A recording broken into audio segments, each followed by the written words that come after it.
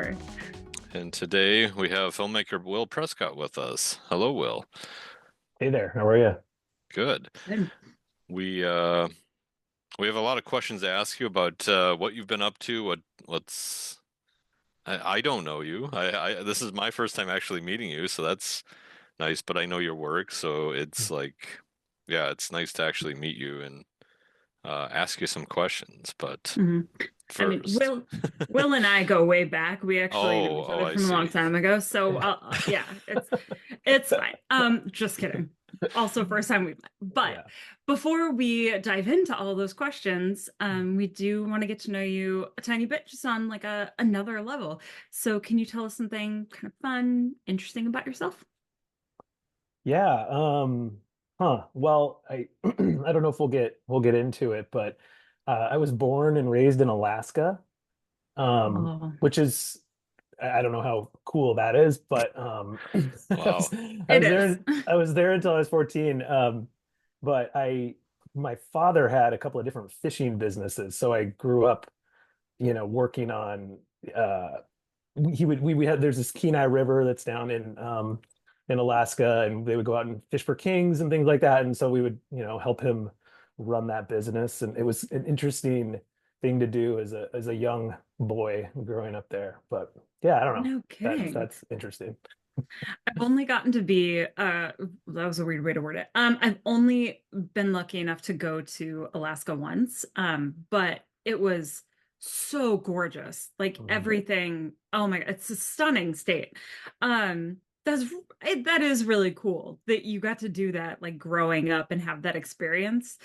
I have like the stereotypical image of like the deadliest catch when you say that, which I know is probably obnoxious. Yeah, yeah. But that's really cool. What made you decide, or I guess you were 14, it probably wasn't your decision. Like what led to you then moving to Minnesota? Or did you not move here first? Oh, I didn't. Yeah.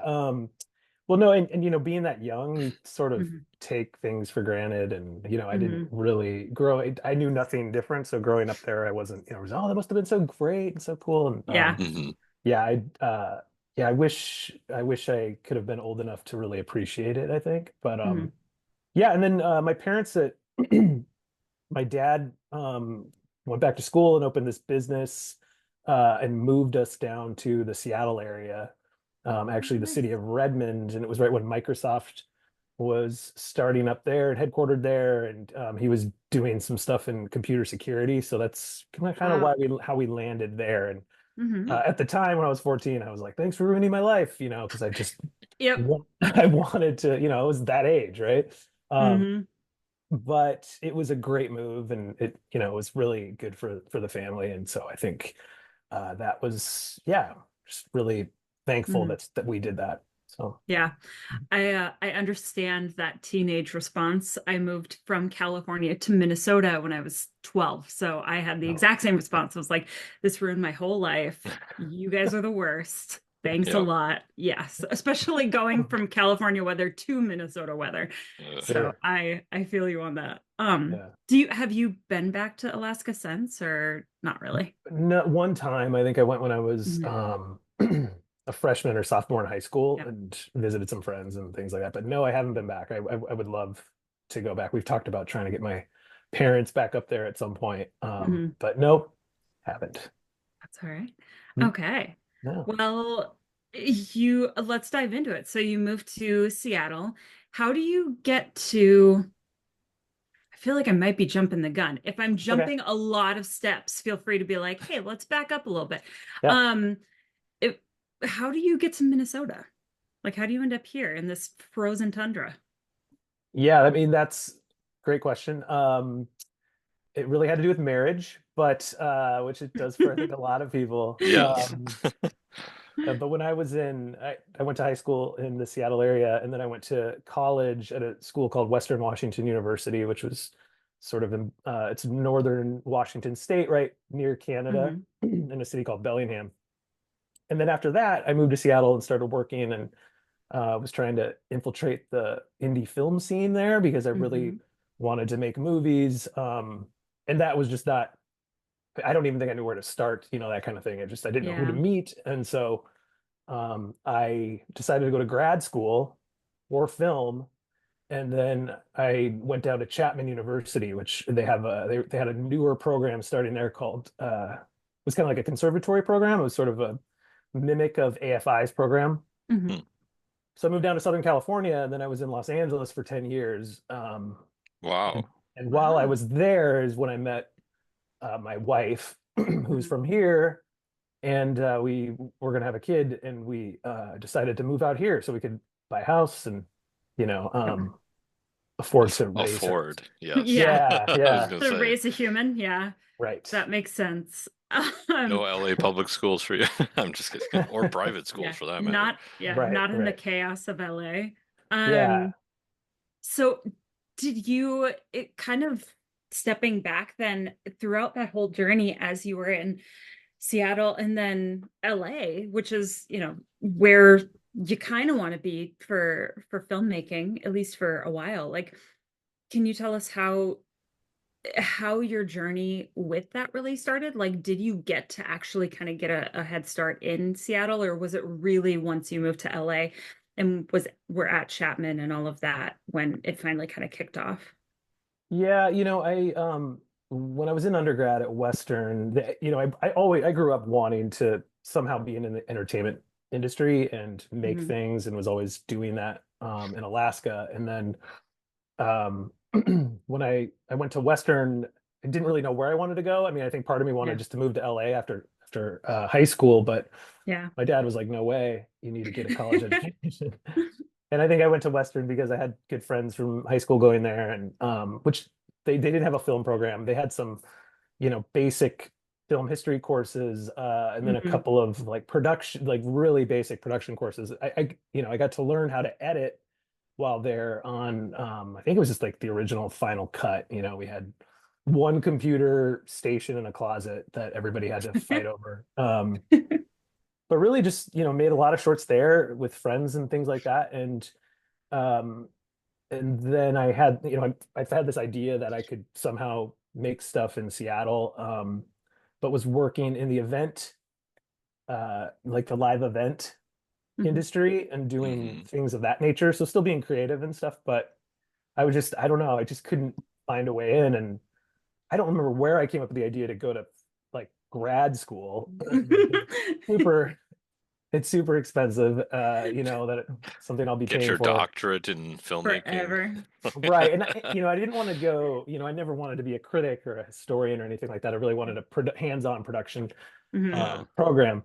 right. Can't even remember what your original question was, but it just, Oh, it just like how you ended up actually yeah, getting in. I think it was a really good way, just because it was so great to go to a program where I think we had 100 people in that class that I was in, coming from all different parts of the world, Hmm. with all different ages, mid 20s up to 50s, people that are looking to restart their careers, people that just were curious about film, whatever. Um, and we're all there just working on film and talking about film, and Hmm. it was great. It was so fantastic. I have mixed feelings, about film school. A lot of people, I get the question a lot about, like, from younger people, if they should think about film school and things like that. And I always say, number one, if you can afford it, yes, just Hmm. Hmm. do it. um Especially if you're kind of stuck and you're not sure where to start. I mean, I do think Yeah. the flip side is go find professional sets to go PA on, and you can learn a lot, because really it was really about like all the people I met there, some of my best friends now, some really good connections. And I think that was really, really important for my development. So that Hmm.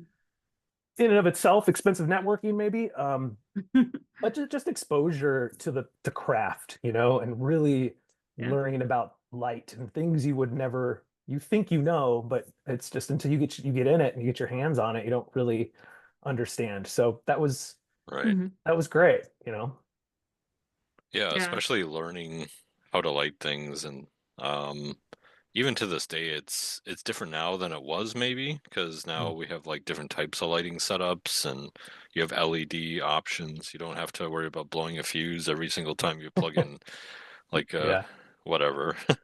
Yeah. It was a lot of tungsten, a lot of we were shooting on Uh film as well too at that Hmm. Same point. here.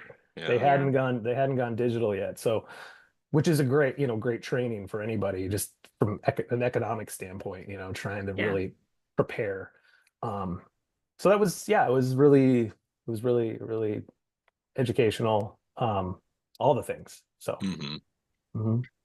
So you come to Minnesota eventually Yeah, by way of obviously fatherhood, it sounds like, but yeah, after I got out of Chapman, I went to work right away at PBS. Like, there's a local station in LA. Well, I Mhm. don't think they're around any KCET. I don't think they're part of PBS anymore, but mm, I was producing and directing content for the digital side of a show. Mhm. And that was sort of my first job out of film school. And Which is really then, cool. yeah, it was interesting. It was really, mostly doc stuff. mhm, But it was good exposure and working with a lot of cool professionals, a lot of cool Hmm. storytellers in that PBS space. I was there, I think, I don't know, a little over a year, and then I jumped ship and went to what's called SAG Indie. I don't know if you're familiar with SAG mhm. Indie. Hey everyone. We've got a lot of fun episodes up and ready for you on our new Patreon. I've got lots of awesome guests, playlists for you, and all of the fun tangent chats with these guests. Like Abisha Yule, Chazara, learned how to say her real name, Leon, Keeley, and even drunk stories. You name it. We talk about it. Join for free and get extra episodes for as little as $5 a month. Get every Patreon episode in the link in the show notes. So check us out at patreon.com/film and beyond. Yeah. We'll see you there. It's a nonprofit, yeah. So they really help indie filmmakers um, learn how to use those performer contracts, the low budget performer Mm, contracts. So if Yeah. you want to make a short film, but you want to cast a SAG after a member because Hmm. they're supposed to work on a contract. mhm. There are ways to bring their daily rates down depending on your budget. Right. So, Okay. so I worked with them, and we did a lot of workshops. We went around to all the film festivals every Sunday and South by Southwest. I got to really travel around and meet Nice. meet a lot of really cool filmmakers that went on to have really great careers, and just be in that world, which was Mhm. awesome. Hmm. And then on the side, making a bunch of shorts, doing a lot of things like that. Mhm. And then I made a feature film right before we moved to Minnesota, and that was awesome, a very cool experience, but it was just, taxing and draining. Mhm. And at that point, it was like we got married, and we're like, how are we gonna, how are we gonna do this? So that's what led me here. But Mhm. yeah, it was really fun. I mean, it was cool. I love Los Angeles, and I don't know how much time you guys have spent out there. I mean, you're from California, but it's what's cool is just it's a lot of people, I don't not orphans, but Yeah. sort of, people are out there and they're Kind just of. creative and they want to do stuff, and there's a really good energy out there. Hmm. Mhm. I don't know how the energy is now, but Right. Right. it's been rough. But it was cool. It was really cool experience. Yeah, I feel like it would be similar now, but just like with all the strikes and kind of the threats of AI, sorta. Mhm. That might be a different vibe maybe now, Lots of especially for anxiety. work. Yeah, I Yeah, Yeah. think like so. getting scanned in. Like you used to be just an extra, right? Well, now you have to get scanned in if you want to be an extra. It's like, Mhm. It's like I great. love that you went from like having this like you called it an expensive way to network Mhm. to literally working with and helping all of these filmmakers and everyone and going to all of these film festivals and expanding your network so greatly that way. And probably I'm sure like your understanding of that whole businessy side of the process too, like which has got to be incredibly helpful. That's so cool that you went from like expensive to like, oh, I'm here and like I'm the person that they want to talk to, so this is perfect. Yeah, it was interesting, and it's just, it's difficult because everybody, you want to make a movie, and you Mhm. hope you want to make like 10 movies and you want to be a professional, Yeah. And a lot of people are scared to use, union contracts. And so our whole thing was like, look, if you want to be a professional, you got to act like a professional and Hmm. might as well, on your short film, you can, you know, hire actors for $0. They can have deferred salaries, but you could still learn the process of the contract process and the reporting Hmm. and things like that. Right. Likewise, sometimes it's not that project, right? And it's like, okay, Yeah. well, you're not ready to do it and you don't want to be tied to something like that, then maybe don't hire a SAG-AFTRA member and just do it for what like whatever, just a bunch of non-union people. So Mm. Hmm. Yeah. um, So can you tell us a little bit about your feature? I'm curious. yeah, it's a yeah, I did it about, gosh, it's been over 10 years now. It's a dark comedy about a house sitter who a dead body shows up on the house sitters. It's a dead body movie. It's a whole genre. And it's basically this comedy of errors, sort of this guy trying to figure out why it's there, and he's supposed to be house sitting for this big successful person in town who's he's worried about whatever. Um, and it's just these people from all over the place kind of keep showing up at this house he's watching, and he's got to try to hide the body and do all these different things, and he gets some help from a friend. Um, yeah, it's pretty, it came from a short. I did a lot of sketch comedy and a lot of short sketch videos and stuff with this group when I was out there in Los Angeles, and it was based Hmm. on a short sketch that we had done originally, and so that was kind of the genesis for it.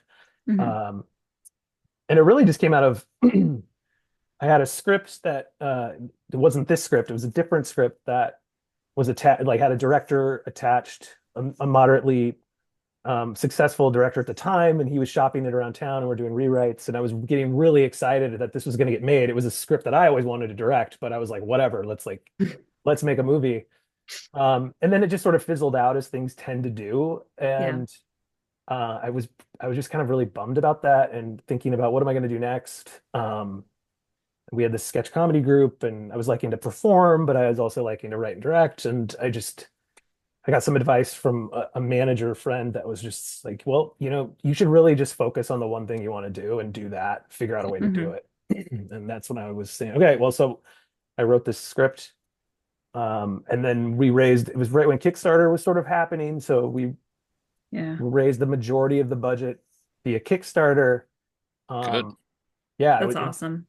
that, yeah, and Mhm. that was a thing, that's for sure. If you both have ever done a Kickstarter or Indiegogo or anything, I I'm looking into it. Like yeah, I'm thinking like that I need to that's probably one of the best ways to do it, like for Hmm. like also for network or people interested in it. Is Hmm. this for yeah, Feeding Mr. Baldwin? Is that it? yes, The name yep, of it? Okay. yep. Feed Mr. Baldwin, yep. Yeah, it's a great way to build an audience for sure. Hmm. But yeah, we can talk offline, Alan, anytime you want. I got a lot of thoughts. Okay. Uh, but it yeah, so we did that, which was great, and I leaned on good friends that were working in the industry. Like I had a really good person who went to film school with me who was working for a casting director and knew everybody in town, and Mm. more like commercial casting. Yeah. Hmm. So a lot of the people you'd see popping up, and a lot of these people were like members of the Groundlings, if you're familiar with the Groundlings, Yep. UCB, things like that, like a lot of comedy actors. And we've got a really good, fun cast attached. Everybody was awesome.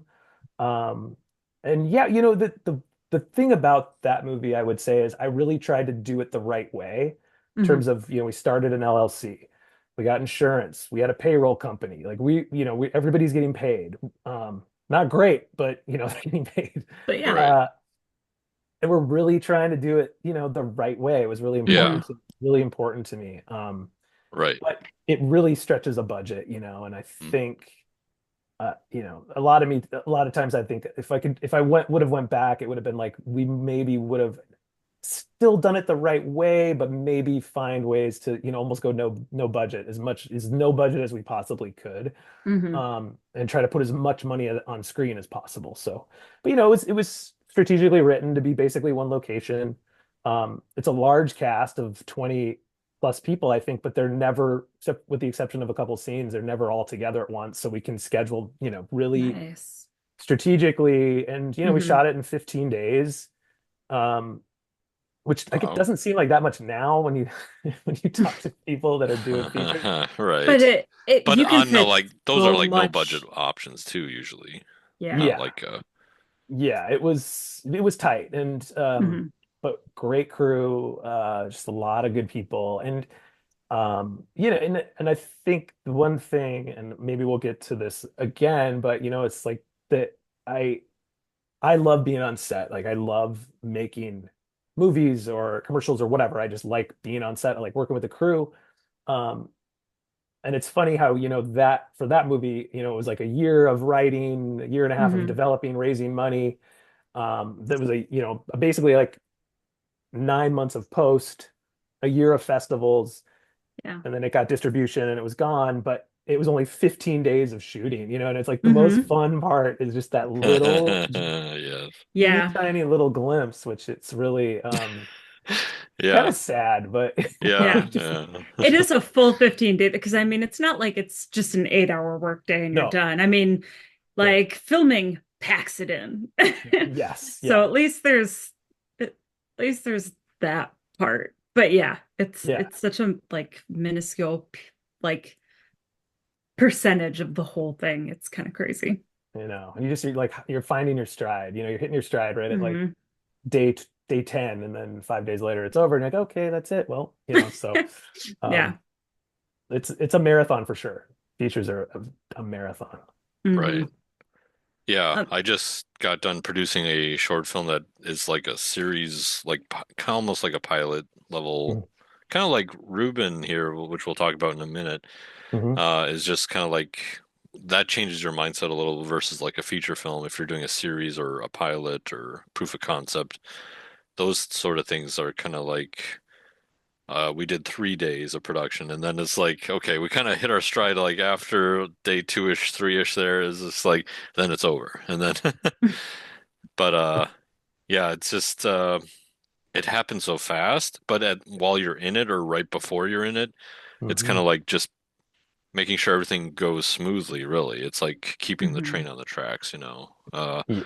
was your Right. experience like that for LA? Was that I can't imagine what was that like, I guess. And using like I assume SAG Indie contracts, that sort of thing. Yep. Yep. Yeah, I don't know. Yeah, I mean, I think I'm understanding what you're asking. It, it's just, yeah, I don't know. It's difficult. It's challenging. The thing when I think back on that time and I think about all the people that worked so hard, and even to your point, I work on these little, corporate or commercial type things, and you're always hitting Mhm. your stride. You're always like doing that thing like right at the last possible second. You're like, all right, you just always want one more day or more time. And Mhm. Yes. I've always just wanted to, I felt like my trajectory and what I've always aspired for is to just get more budget so we can get more time. If we Mhm. can have more time, then we can really work on those performances. We can try things that you wouldn't normally have the chance to try because most times you're just fighting the clock and you're like, Yeah. we gotta shoot 12 pages today. How are we gonna shoot 12 pages today? Yeah. Cutting setups. I don't know. Does that answer your question, Alan? Right. I mean, yeah, because it's like I can't imagine like a feature film that's already been like for yours, it was already kind of predetermined the 15 days. Mhm. I guess every production is predetermined, but it's just kind of like, did you build in contingency? Was there like time to, I don't know, move some things around if something went wrong or whether I don't know how it Buffer. works. Yeah, Yeah, in that case. I can't really remember what Or were sort of people pretty flexible? Were they able to, because you mentioned like they're not always all together or anything. So, I I cannot remember honestly, but we might have had, we lost an actor a couple of days before, and we had to rip Mm. one of the main, not like the leads, but there was a supporting rather large role yeah. that he, because when you're dealing with that kind of, small stuff, he got a bigger job on Yeah. I can't remember what the show was, but he got offered a role and he's like, "Hey, Will, I'm so sorry, I have to take this." And I was like, "I Oh, totally yeah. get it. I mean, like, Hmm. you don't want our little thing, but so we had to replace him. Um, but I think it actually worked out better. I mean, I think that the person that we replaced him with was just fantastic and was always up there on our list, but we couldn't find a role for him. That's interesting. That sounds very similar to Emily the Criminal. We spoke to Hmm. that director and he talked about like there was an actor attached and then wasn't suddenly and it's like Yeah. what? And you're about to Yeah. shoot and it's like okay. Yep. Yeah. How did you Just pivot? Like how did you find an actor to fill that spot then? Well, I think luckily I think it was maybe I just really can't remember, but I think it was a safe amount of time before we started shooting, maybe a few days or something like Okay. that. Maybe a week. I don't know. But for that Um, actor to then be like, you have a week to, you know. hmm. yeah, and we looked at our list because we did a lot of auditions. We looked at a lot of people for these roles. Again, Hmm. Mm, thanks to my good friend Mark Joade, who is working at that casting place. We brought people in, we did callbacks. okay. Um, So you kind of had a list of options yeah, Yeah. still. Yeah. yep, yep. And we went back and watched the tapes, and I think we're just like, I mean, it was a person we always loved for the Hmm. role. Hmm. And I don't remember why we didn't pick him originally, and I feel bad that we didn't because he killed it and he was so great. Well, that And happens. You can't know that either. Like, that's part of it. yeah, and I think we were probably making some calculated exposure. We did a Hmm. lot. I mean, like we looked at, there was one moment where a friend of mine, a different agent was pitching me on one of I mean, it was a YouTube star, but not a YouTube star like they are today. I mean, it was Hmm. right when those things were taking off, and Yeah. it was somebody who was very popular online and had a large social media following for that time. And um, Yeah. we brought that person in to look at them because I was thinking, wow, yeah, if we could get them in this and their following, that would be great. Right. Um, I had them read for one of the supporting roles. They asked to play the lead, uh, and I decided not to do that because Yeah. they just weren't that strong of an actor, honestly, is what Yeah. it came down to. And I was sort of in the position where I could, and I think my casting friend gave me the advice like, hey, this might be the only time you'll ever get to cast, because this is a move that Yeah. studios, bigger people, financiers with money are going to make that decision for you probably. So maybe if Hmm. go with your heart on this one, do go with the Hmm. person you feel like is best for the role. Um, Yeah. so I said, no, we don't want you to play the lead. We still want you to play the supporting role. And they said, well, no, thanks. So we lost. Oh, Huh? But that other, yeah, so I don't know, that other role we lost. And I mean, there's probably a dozen more examples if I could just remember Hmm. them. And if I had some of my producing partners on right now, they probably would, they could yeah. probably, they could Oh, I probably remember recall. that day. No. Yeah. Yeah. Yeah. And crew too, Hmm. we had, some day players that had to come in, we lost our key grip because they got a job or whatever, you just Yep. sort of shift around and you figure it Yeah. out. And what I will say is great, and which goes right would be the advice I'd give you, Alan, or anybody else when they're doing like a Kickstarter or something like that, is like the momentum is so important. And I think Mm, people, when they see things are rolling and they see things are in action, is when they, want to jump on board and they want to be a part of it. Hmm. And if you're just like, oh, we're shooting, we're making a movie, it's going to happen here. We're in the middle of raising funds. It's all systems go, even though you're like, please, I hope this happens secretly. clear But the you, account, Yeah. please. yeah, yeah, but you ride that momentum, and sometimes it's not going to work out perfectly, and probably not work out the way you ever intended. Much like this movie did not. Yeah. I mean, I'm Uh-huh. proud of it, and I'm glad we did it, and I learned a lot. But yeah, Yeah. it's one of it's just sometimes you got to embrace those accidents or happy accidents or whatever you want to call Yeah. At least they had a script because my first feature it was unscripted, so very much like your it. Wow, um what are those films like The Little Hours and like Tangerine I think was unscripted too or something. You like know those all these mumblecores yes, back in remember yes, those? Yeah, absolutely. yeah, Hmm. the Duplass Bros. Yeah, and filmed Yeah. on the iPhone, so Oh wow. much lower, Nice. visibility for when you're filming. Although Yeah. we did lose the sound guy, so that was like one of those tricky things where it's like this is a no budget film, but you know, it's like so that means if the sound guy gets a job that he gets paid for, he's taking that job. So Yeah. it's like I can't blame him Sure. for that. It's just like, yeah, I get it, but Yeah. damn. Yeah. It's hard to blame. Yeah. I mean, people need to work and I totally get Yeah, that. Hmm.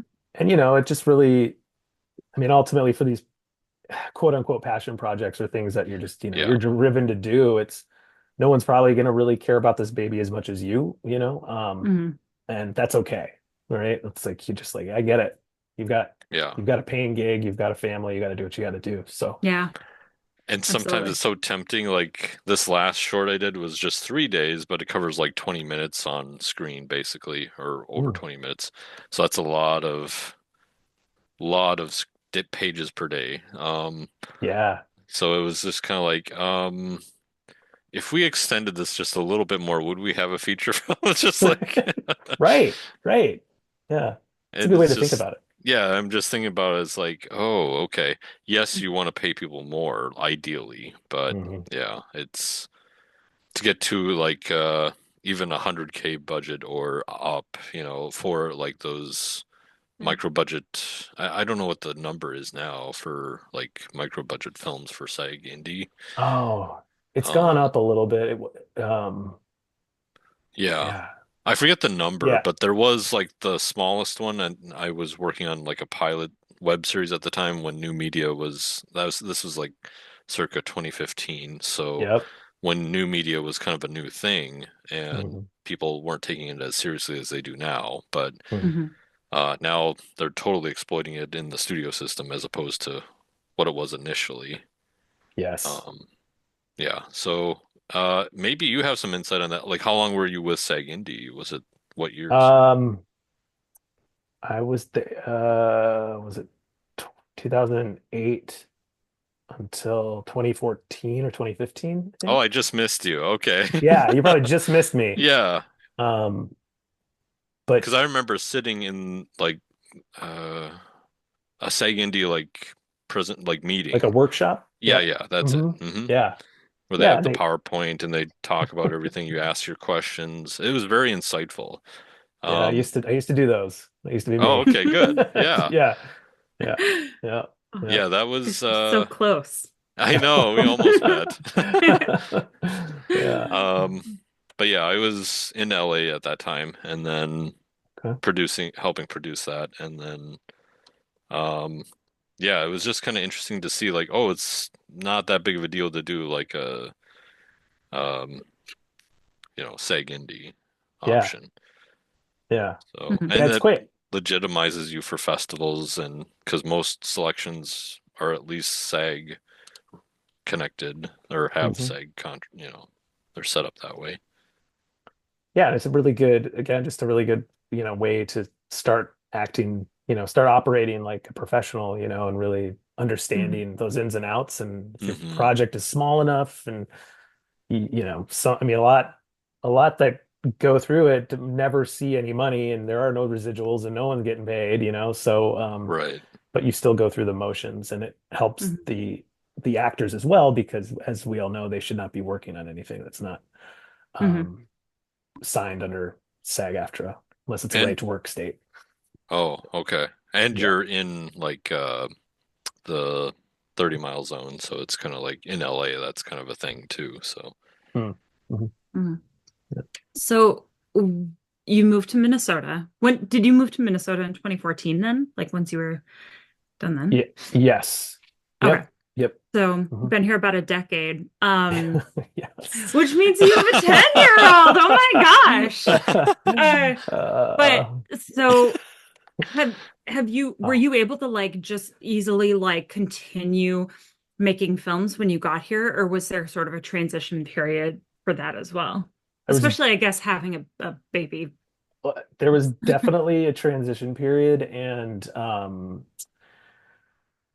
again, it was like sort of when I went to Seattle after, and I just, I mean, this time I had done more stuff. I knew a few more people in town. Hmm. my wife knew people. So, I just started going to MSPIF and figuring out different Minnesota Film and Television events and trying to just network and get to meet people. Yeah. Um, I think there was like a Blacklist. The Blacklist had a screenwriting meetup and things like that, which is actually where I met my now like writing partner, producing Oh, partner. Nice. Yeah, which worked out well. But no, it was really, I don't know. I found the community to be a little, tough to break into. Yeah. hmm. I was producing live event videos, and it wasn't really until I started working for Best Buy and doing stuff for Best Buy's production company Hmm. that I really got to start, meeting a lot of people and a lot of Yeah. the freelancers here and Yep. Yeah. the actors, the great actors in town, getting to meet a lot of them and just Hmm. really getting to network. And it kind of opened up everything. Um, so yeah, there was definitely a transition period. Hmm. Yeah, I was, definitely. I was for a little bit questioning what I was doing. Um, Why but am I Yeah. here?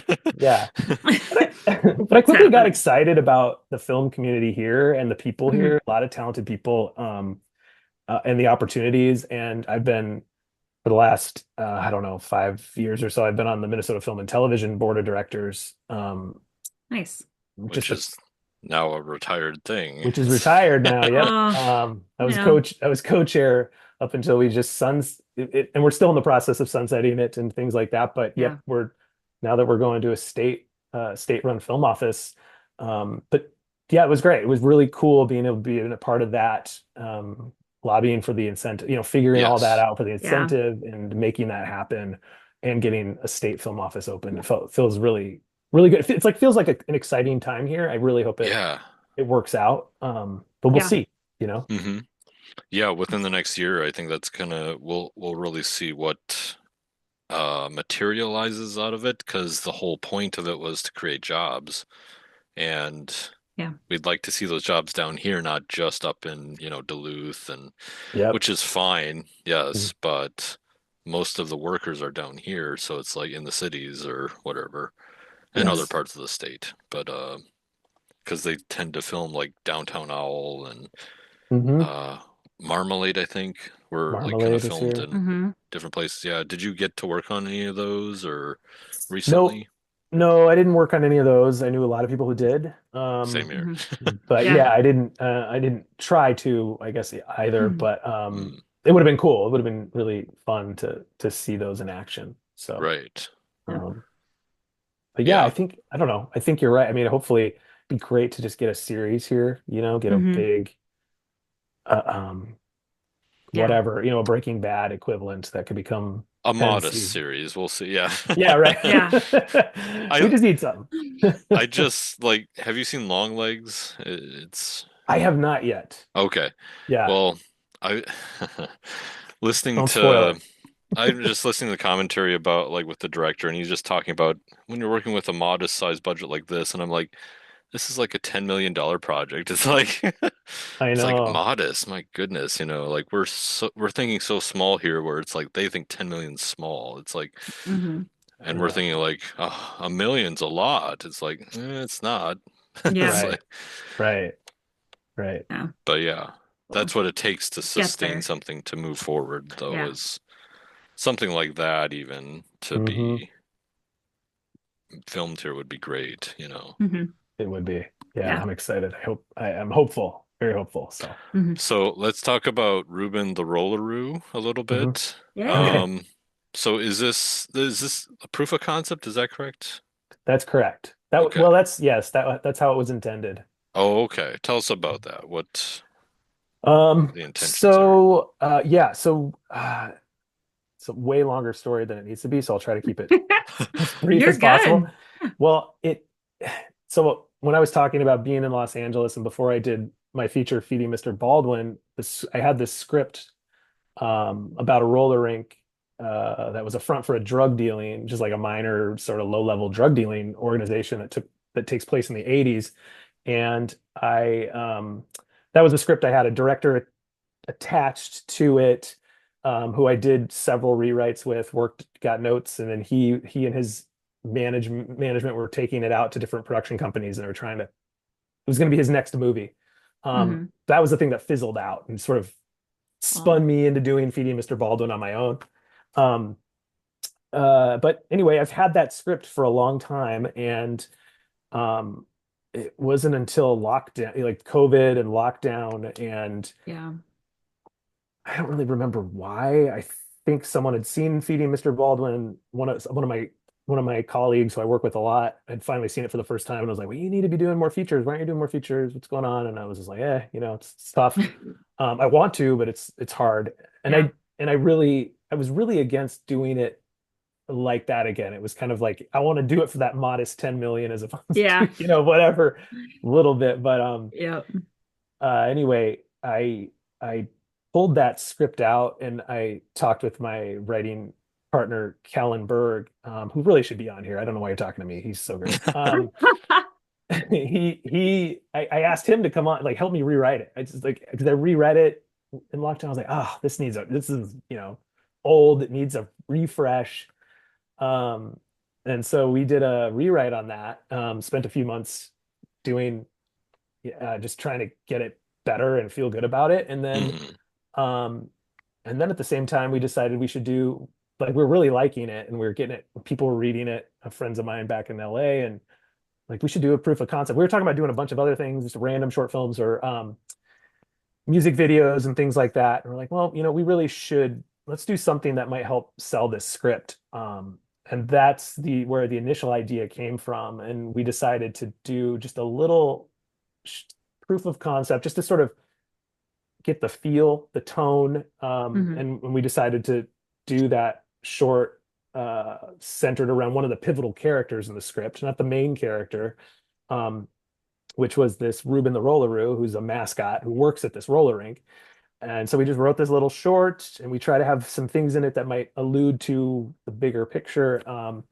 And yeah, that was the initial idea, and I never really had intentions of putting it in a festival. And um, I I don't really know why. I was like, look, we're gonna do this. We're gonna shoot for 2 days, which is what we did. I'm gonna fund it somehow, and we'll package it up and see what happens. But Hmm. Yeah.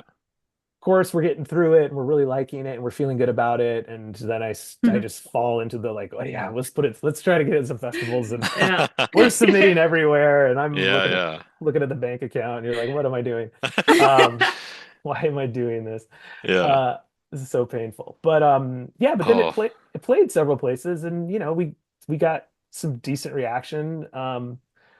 Uh, and yeah, it's been fun, I don't know. Hmm. It's been fun. And we've since funny thing is, Kellen and I fell in love with this character of his name is Howie, Hmm. um, who is Ruben the Roller Room. We just kind of fell in love with him. And so we we were actually driving. Have you been to Panic Fest before, Hmm. Alan? Has anybody been to Panic? It's mm, this genre festival where's down that? in Kansas City. Okay. It's awesome. Just an awesome genre fest. The energy is so Mm, great. These guys that run it do such a really, really great job. But we played there, and actually on our way down, driving down there and back, I think we outlined the idea for this feature based on just the roller room. Oh. And it was going to be a prequel to that other script that we had written, Hmm. and very just focused more. That other script is big. There's a lot going on, a lot of characters. It's sprawling. We actually have like an 8 episode treatment for that. Like we could turn that script, I think, into like a really good just like series. But hmm we just love the roller roost so much that we just wrote this just more just kind of singular POV on this character about his Hmm. life after being released from prison and then working at this roller rink. Um, and we got back and just wrote that right away, and that became we really just loved that, and we sort of saw that as a smaller film that we could probably get together. So then that short film became a proof of concept for that as well. Again, long, complicated story, but I think that's where we're at. So Yeah. That's S- awesome. And you got Derek Hughes, is that mhm. right? He doesn't Yep. look like himself in this, I'll say. Yeah. I Yeah, was Derek. like, that's not him. Yeah, we got Derek Hughes. he's really good friends with one of my co-producers on the film, and Oh, okay. I've he's done some stuff for Best Does Buy he? and things. Yeah, does he host like Z Fest, I think, He does. normally? Yeah, Yeah, that's yeah. it. Yep. Yep. And I remember when uh my co-producer pitched the idea of Derek, and I just said, I don't know. He's a stand-up comedian, Right. really. And then, but then he read for it, and this was when we were prepping for this. It was 2021, and things were starting to open up. They like Okay. opened up for a few months, and then they shut back down, or Yeah, whatever yeah. happened. I Hmm. sort of blacked it out, but we had picked a date, like we're going to shoot it around the 4th of July. Things have opened up, protocols have been lifted or whatever. Hmm. And but everybody was, auditioning via Zoom. Yeah. Yeah. And Derek just provided us with just this. I never really saw the Rolleroo like that. I kind of saw the Rolleroo sort of, not to bring it back to Breaking Bad, but sort of an Aaron Paul-esque, Yeah. Oh, okay. little tweaker kind of really just, and he just had this just I don't know. His take on it was just so refreshing and so Hmm. great and sad, and Hmm. I just loved it. And I was like, wow, he is. And we saw several people, but I was just like, let's do it. Hmm. Right. Um, Yeah, and his he, whole interaction in the beginning with like the roller waitress and then the yeah, just seeing how he is just kind of like it is like you mentioned kind of depressing. It's just like oh, this guy, It's like yeah, but yeah, if you're in a I guess anyone could relate to being like stuck in a dead end sort of job and Yeah. then hmm I think that's the relatable piece to it. hmm hmm But then also there's this stuff going on. It's just like, oh my God. Did you yeah. film that the roller rink? Was it here in the Twin Cities or was that up north? Nope, it was here. Yeah, it was at Skateville, which is in Skateville. Okay, I knew it. I knew it. Okay. Burnsville. Yeah, Yep. yep, Skateville. Yeah, Where is Skateville? I've Burnsville. never I've Burnsville. never heard of this place. It's That sounds hmm like awesome. 35W and I think 13 or Think something. 13. Yep, Yeah. Nice. yep, yep. All right. Yeah, it was great. And I mean, kind of one of the fun things about shooting in Minnesota too is just, when we went in there, there were a few to look at, a few roller rinks, and we pitched the idea and he was, wow, yeah, wow, movie, cool. Oh. And we were able to rent it for I think a really good deal for a couple days. So Hmm. yeah, Good. that's where we filmed it at. That's awesome. hmm hmm Yeah. Nice.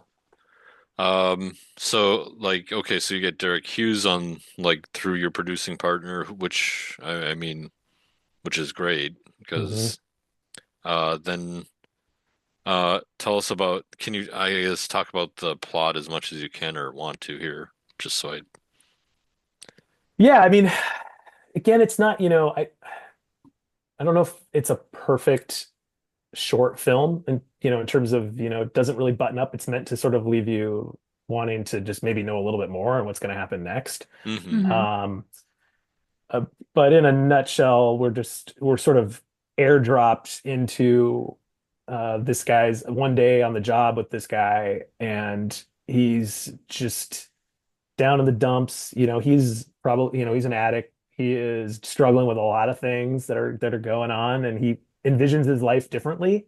Yeah, Um, and he kind of decides he wants to try and quit or try to do something else at the roller rink. He doesn't want to keep doing what he's doing, which includes, and that's a big thing with the feature world of this story is that, he deals drugs on behalf of the person who runs this company and runs this small drug dealing outfit. And he's probably just tired of it and, wants out, and it's starting to get a little dangerous. He can feel it. He can feel the heat, maybe. yeah, but he And needs money and it's like, he needs yeah, money. He feels a little indebted to probably to this guy, Jack, who's played by Sam Landman, Hmm. who's also fantastic. And yeah, he helped him out at one point. He gave him a job, and probably gave, fronted him some money, and he's just like, you got to do Mhm. this thing for me. And so he feels like it's, he's indebted to him a little bit, I think. And he sort of has this love interest that's there, and things he Yeah. sees, he just sees his life differently, and wants to try to reclaim control. Mm. Mhm. And then ultimately, things come to a head when a parent of a kid who, Mhm. and not even a kid, probably a teenager, Mhm. but somebody he sold drugs to, Yeah. confronts him and assaults him. And Mm. and then we sort of leave it with this undercover, probably local police officer, detective, who Yeah. offers him a way out. You Hmm. Mhm. know, um, yeah, that's And where sort of does it go from there? So right, and then that's we To be see continued. Yeah. to be yeah. continued. Right, exactly. So if you want episode two, you gotta Yeah, pitch into the next Kickstarter. Yeah. right, right. Kidding. Yeah, Did yeah. you fund this yourself, or was this a Kickstarter thing too, or how did that go? Yeah, I just funded it. I funded it Okay. myself. Yeah. Yeah, I didn't really. We could have, but we found a way to do it somewhat on the cheap. Hmm. Everybody got paid, and And then the we put a festival lot. submissions happened. Yeah, that Yeah. wasn't part of the initial budget, but Yeah, right. Yeah. It never is. It never never is. is. Stupid. Yeah. Uh, it's, no, we didn't kickstart that, and we just I handled it, and yeah, it was I don't know, it was really fun, and honestly, it was really really nice to I get to direct a lot of fun stuff and get to work with a lot of cool people, but it was nice just to kind of go out and do um something, I don't want to say more creative, but just scratching that itch, that Yeah. that I love scripted narrative storytelling and all the challenges that come with it. And that was great. It was good fuel for the Yeah. belly, or the heart, or tank, or whatever. I'm in the same boat. I love narrative. Are there certain things that you specifically want to do that interest you, like genre or comedy, Ooh, or yeah. like what is it that really gets your tick going? Musical Oh, Western. wow. The That would be disaster that is Joker 2, uh, whatever floats your boat. I want to do Joker 3. It never ha it was all a dream, like that's the twist.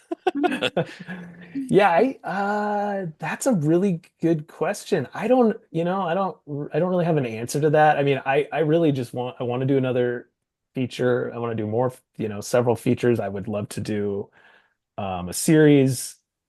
Not one specific genre, I don't think. I really like to play sort of in the crime thriller world, and Yeah, Hmm. same here. usually, yeah, usually some dark humor to it. Yeah. Hmm. That's those are the movies I tend to love the most, and just kind of where I just find myself wanting to play. Hmm. But I've honestly thought about, and don't laugh, but how cool a job like Law and Order would be, or one Yeah. of those procedurals where you're just you you do the work and you do the prep and you're part of the team, but you do kind of show up and you're just it's a Yeah. job, it's a product you're producing, and it has its template, or whatever you want to call Yeah. it, but it's just something where you're just like, wow, what a gig to just like be there. Yeah. You're probably Like it's a comfortable. set format, Yeah, right? yep. Yeah. You're coming to. I mean, I think it still has to be extremely difficult and challenging, but there's something about that I've been like recently thinking about, like, oh gosh, that would be, to just show up every day and that's your Mhm. job. That would be, you couldn't hate it. Yeah. Right. I mean, talk about like you guys were saying, once you kind of really get in the groove of things, then 2 days later, wrapping or like you're wrapping, set and everything. So I mean, that's the perfect way to just you get the swing of things and you get in your groove and in the zone and then you just keep going. Yeah, You're like, we're just yeah, gonna keep getting better and better. yes, yeah. I've been so, and you both maybe can attest to this. I know, Alan, you can. Just you've been so trained and just accustomed to doing this quick turn, low budget stuff where you're just always making sacrifices, and you're always just Mhm. okay, if we can't have X, then Yeah. we'll have Y or whatever, and constantly against the clock. And you're like, it would have been great if we could have just covered that scene or done, Mhm. Yeah. got that insert that I really needed, but now it's just gonna, kill us in the edit. Hmm. I just can't imagine, going to a set and shooting one scene for 2 weeks or whatever, Hmm. where you're just, let's just, we're gonna just really take our time with it and really explore everything we need to explore. Right. Hmm. Well, yeah, the formulaic studio system where it's like you have a 1 hour episode, you have 2 weeks to make it. It's like, oh, Right, okay. right. Yeah. Yeah. Yeah, that would be awesome. But I do think, just the way we've probably come up and the way a lot of filmmakers work these days is you really, um, it gives you an appreciation, I think, for, just, I mean, I couldn't even imagine what to do with that much time, I guess. But Hmm. for me personally, it's like I'm all about prep and I'm all about preparing as much as I can because it's really the only thing I can control. And so, and you just out of necessity have to be prepared with just no money and no time. Yeah. Yeah. Um, but no, I don't know if I don't know if there's a genre or something that I've really Hmm. Okay. anything. I'll do it all. Yeah. Yeah. Is there a particular like filmmaker or really anyone in the industry, excuse me, who kind of inspires you the most, or who you um maybe this is gonna sound stupid, but like get a lot of motivation from watching their films? Oh yeah. Yeah. I mean, I don't know. I watch a lot. I grew up, watching the greats, went through I feel like a real golden age of time where it was, 80s blockbusters, with Spielberg and, all the great ones that were cooking at that time. And then, going right into the 90s and the indie movement and, Tarantino and everybody that's coming out. I mean, just it feel like it was a really good time for formative years, to be exposed to all that stuff. Yeah. Um, yeah, I don't know. I'm inspired by a lot of people. It's not an easy answer. I'm a really big Michael Mann fan. I'm a really big I mean, Minnesota Homer, Coen brothers, Hmm. have always been a love of mine. I'm trying to think of off the top of my head. Walter Hill. I love Walter Hill. I love the way he writes screenplays. Um, oh, Brian De Palma is one of my favorites. He just and they don't necessarily inspire me in a way like I want to do what they do, Hmm. or tell stories the way they do, Right. with the camera or whatever. But it's just, Hmm. I can put on a lot of this stuff and just get a lot of energy, um, from them, and you're just like, Hmm. wow, how did they, I mean, just Spielberg, the way he blocks, the way he moves the camera and can, make one shot into four different setups is just fantastic, and you just watch it and you're like, wow, I don't know how he does that. Hmm. Yeah. Do you have a favorite movie? Or like a movie where you're like, I could rewatch this a billion times, never get sick of it. Yeah, I mean, yes, there are a lot of them, but Yeah. Yeah, do I uh spy an alien poster in the background? Is oh that yeah, it? yep, I could watch Alien. Yes, I could definitely watch Alien. I could watch The Thing. I could watch Alien more than The Thing, I think, over and Alien or over. aliens? Which way do you lean on that? I lean Alien, but Okay. I also love Aliens. And I have a nephew who's, I won't say how old he is, but he's been really excited about Alien. So I've been showing him Alien in pieces. And I think he's totally bored. I'm like, just wait till you get to Aliens, it'll pick up a little bit. That's so funny. But I'm like, you have to watch Alien. Like, I will not let him watch Aliens until he finishes Alien. So, uh, That's yeah, those are amazing. In definitely movies. pieces? He's watching Well, it? it's like they're see him zone out, and it's like, okay, let's go do something else. Yeah, Um, like how much action is in this? yeah. He's great. I love that he is open to it. Yeah. Heat, the movie Heat, and Mm. the movie Thief by Michael Mann are movies I can watch over and over. Um, there's the great Kurosawa film called High and Low, and Kurosawa has amazing movies, but High and Low, that's another one I don't know if you're very familiar with it, but that's another one with blocking that is just the way Kurosawa moves the camera with that. And I think actually Spike Lee is maybe remaking it. Hmm. Anyway, Okay. um, that's a movie I love. Trying to think, Oh yeah. Silence of the Lambs. I Spike love. Lee's on it. Yep. Yeah. Yeah. It's in Um, post. Huh. oh, it's in post. Yeah. Oof. Ah, I hope he does well with that. Let's hope so. He is. Looks like it was Denzel and Jeffrey Wright. So Okay, Oh, Jeffrey Wright. love him. Come Yeah, on. that's interesting. Okay, yeah, I wonder how that's gonna. 'Cause he did the Old Boy remake as well. yes, he did. Hmm. Hmm. Yeah, I think those. Oh, 48 Hours is a movie I can watch Mm. if I'm ever. That, Oh, is that the that's one with De Niro and no, who that's Eddie else? Eddie Oh Murphy and Nick no. Okay. Nolte. So Okay, Walter different one. Different. Yeah. Walter Hill directed that. I can So put that good. on and just Yeah. yeah, yeah. I don't know that I could. There's a huge list. Hmm. Understandably so. Yeah. So that kind of leads into that particular question leads really well into we do have a few quick fire questions if Ooh. you're willing. Okay. Um, and the first one just plays right into what we were talking about. So if you could work with anyone, who would it be? And it could be filmmaker, actor, whatever. Oh. Oh, Carrie Coon. Carrie Coon. Oh, yes. Oh my gosh. Um, okay. What's your most memorable traveling story?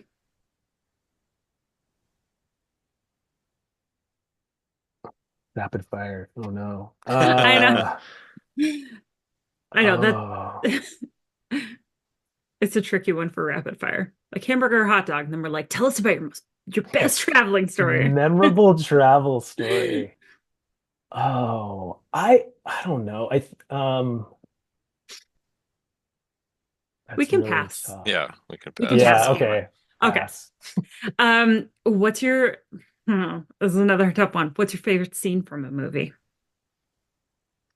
Oh, wow. I'll just go easy and say the diner scene in Heat between De Niro and Pacino. Mm. I don't know if that's my favorite, but I love that scene. It's up there, yeah.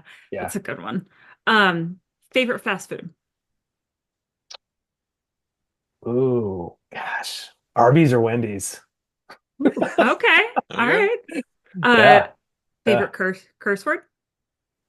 Can we swear on here? Oh yeah, Yeah. totally. Oh, that's a good one. That'd be Shoot. really funny if we were like, you can't swear, but what's your favorite swear word? It I just don't beeps out. Yeah. I like to say what the shit. Um, Yes. that's not really I I like how love you that. said the word before you came up with it because you were like, "Oh shit." shit. It's Yeah. like Yeah. It probably is shit. It's a shit. That's all right. That's awesome. Okay, and then if you could have one superpower, what would it be? I think flight. Yeah. Yeah. Yeah.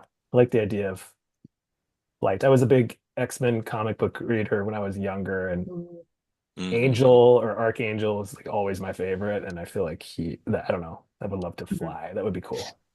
That sounds awesome. So Mhm. is now that like superhero movies that's all the quick fire questions, but Mhm. now that like superhero movies and shows and stuff are so prevalent, is that still probably your favorite superhero character? Or have you kind of leaned to have a different one, or are you really not into like the MCU, DCU-ness that's Uh, happening? yeah, I try to keep track. I've lost track Understandable. on all the things. I haven't seen Deadpool and Wolverine. I feel bad about that because I was a huge, huge So Wolverine good. fan. So And I was good. not a big fan of Hugh Jackman being cast because I mean those were the like during Hmm. the early 90s, my brother and I would always wish cast the X-Men movie whenever it's gonna Yeah. happen. And we'd Yeah. be like, for sure, Patrick Stewart's gonna play Professor X. We knew Yeah. that was gonna happen. Right. But yeah, with Hugh Jackman for Wolverine, I was just like, wow. But Logan, Yeah. really, I was like, oh, yeah, okay. Okay, he's Hmm. awesome. Yeah, that doesn't answer your question, but That's okay. There yeah. is there is a bit in Deadpool versus Wolverine, which I won't spoil, but you see like multiverse multiple Wolverines, and it's really fun. Oh, Kind of seeing them like kind of make fun of it. And apparently, I didn't know this until later. Apparently, each one is from a different comic book. I Oh, didn't know that Yeah. because I've never read any of the comic books. And so my partner, he was just like, "Oh yeah, no, this one's from this and this one." Like, I can't, I don't know how you keep track Yeah. of this, but it's funny. But one of them it stands out if knowing your take on that. So yeah. oh, yeah. I always Once you thought see it, you'll I gotta watch it. I feel bad that I haven't, but I always thought at the time in the '90s, I thought Robert De Niro, Cape Fear, Robert De Niro would have been a great Wolverine. I don't know if you guys remember what De Niro looked like in Cape Fear, but I've never seen that. oh, so yeah, Scorsese. Not there is an original one with Robert Mitchum, but Hmm. the Martin Scorsese directed Cape Fear. I Mm. highly recommend it. It's really great. All right. I will watch that if you Okay, watch Deadpool Wolverine. fair. I'm Okay, telling yeah. you, Okay. I've seen it twice in theater, and I both times Wow. I was like laughing Wow. hysterically. I was cheering, I was singing. Like it's a whole roller coaster of nostalgia and just nonstop laughs. So I love that, and I love that you saw it yeah, twice. That's yeah, big. That's really yeah. cool. Before we move on to what's next for you, I just want to ask you, like, especially making films both before and after the pandemic, how have you seen the landscape change for you in making a Hmm. film, if at all? Uh, Especially here in Minnesota, I suppose, too. Hmm. I don't know. I really haven't thought about that. So my day job, I'm constantly directing stuff, Best Buy related work, and that was where I saw the most change, I think, just because, I mean, it's a big corporation, it's a retailer. We pretty soon after lockdown, we figured out how to do it. We had protocols, we could mask up and get in and do certain things. Um, I don't know, it's a really good question, Al. I haven't really actually given it much thought. You know, I'm sure if we were in LA or I was working in LA, I'm sure it would have really changed things. I mean, maybe, I guess, top of my head, just I mean, the efficiency in which we can prepare and meet and do things around that, like this, what we're doing on Zoom, just the Yeah. Hmm. advances in video conferencing. Instead of always driving somewhere to meet and then Yep. whatever. And yeah. Yeah. Yeah, and sharing, information easier. Hmm. But yeah, I don't But is know. it I haven't more really thought about constant then because it's digital, then it's like always, always on, so to speak? Or That's yes. yeah. Yeah, I Okay. think I think it's a lot harder to get away from it, Hmm. from being able just to kind of be like, okay, well, I'll see you guys on Monday. Yeah. Need to live my Um, life a little, so yeah. It's like, oh, Yeah. hey, can you hop on Zoom real quick? right. But yeah, I don't know. One of the actors in Ruben is a guy who's based in LA, and he's a good friend and has produced stuff with me in the past. And yeah, we did a lot of the work, remote, and did a lot of the script work that way, and that was great, Mhm. Yeah. And honestly, all the work we do for Best Buy, I mean, basically we don't I'm trying to think of the last time we did an in-person casting call. I mean, everything is pretty much Hmm. people send in stuff or we meet over Zoom, Yeah. which is really interesting. I mean, I would Unless prefer, it's like callback maybe situation for like you really not want to know, can you work with this person sort of thing, like for a film. yeah, So there was Yeah. a little brand short thing I did, and I insisted on doing something in person hmm. at the talent agency because I just had a so I mean that's Hmm. really, and that is directing. It's like, do you really have to be able to know how to communicate with your individual actors or crew Yeah. members, and it's hard to do that. It'd be really cool to be hanging out with you both in person, probably would just have a different Right. feel and Yeah. different Right. energy. But so yeah, for that particular role, I just had to see the actors in person, and really Mhm. not even to have them read lines from the script, but just to just interact and just see, okay, can I work with this person? Are they going to be Hmm. Yeah, exactly. Yeah. um Yeah. so yeah, I don't know. That's a good question though. I'll think about that some more, Alan, because I think there's probably better answers. Yeah, I just want to know if there was anything apparent that stood out, but yeah. What is How next about for you? What's coming up? um well, Any films coming up or yeah, we have a couple of things. We have a lower Kellen my producing partner and I, we have this lower budget feature we want to try to do, that he's writing with a different person. Uh, it's kind of I don't really know how to describe it, but it's sort of it's a noir. It's kind of a crime noir Hmm. thriller sort of thing. It's weird. That's a thing we want to do. We also have this horror film. It's a horror thriller script that we're having read right now by a bunch of different people. We want to figure out how to make that. I think that'll be a little bit, needs to be a sort of decent budget, but still pretty small, you know? I mean, Hmm. uh, we're trying to figure out ways to get stuff made and not have to rely on other people, and hopefully that opens more doors, you know? But Hmm. yeah, I think those things are, on the mid to front to mid burner. Yep. We still have this dream to do this Rollaroo prequel Hmm. script. That I think is going to take a little bit. I mean, it's a period piece. I think it's going to take Yeah. some more. That might be back burner, but we have pitch decks and we have things ready, Oh, good. that we've shared and things like that. So Yeah. we're kind of just trying to keep a lot of irons in the fire, and then beyond that, yeah, I'm super busy writing and directing stuff for Best Buy, docs and uh other corporate commercial type stuff. So yeah, Mhm. I think that's kind of what's next. I don't know. Nice. Yeah. Awesome.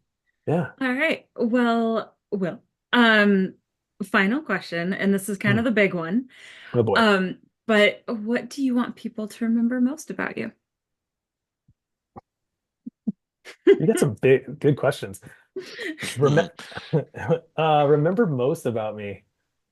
Is this it? This is This is my it. This is This the is it. question. Yeah. this is Yeah. it Last forever? thing people will remember. No, I'm Yeah. just The kidding. la- I like to ask people the big questions that I would not want to answer. Oh, So Yeah. oh. this is it. That's really good. I don't know, I guess I just would like people to remember me as a professional. I really I take a lot of pride in what I do, and I always try to be the hardest worker on the project. And Right. I look at directing, I did sports in high school and things, and I really equate directing to being like a coach, right? Where it's like you're managing this team of really just hopefully really awesome people that are really good at what they do. And while Yeah. you need to know how everything works and what they're doing and where they need to be. It's like it's your job to make them be their best, right? It's your job to work with them and communicate with them so they can help you produce the best product possible. And it's just the way I view, my role on any single production, whether it's a short film, a feature film, it's a short 2 minute bad behavior training video, whatever it is. It's like I'm going to try to I'm going to be a professional, and I'm going to expect you to be a professional if you're working with me, and we're going to prepare, and we're going to be ready, and we're going to go out and do our best we can, with the limited resources and time we have. So yeah, I think that's what I'd want to be remembered for. Yeah. It's a great question. I love it. That's fabulous. Yeah, Awesome. Well, thank you so much for taking time and hanging out with us and letting us, learn more about you. It was yeah. awesome getting to meet you. Yeah. Well, thank you so much it's inviting me and having me. It's been great chatting with you both, and would love to see you in person and chat again sometime. This has been super fun. Absolutely. Yeah. Yeah, Fun. absolutely. And to all of our viewers and listeners, this has been Film and Beyond.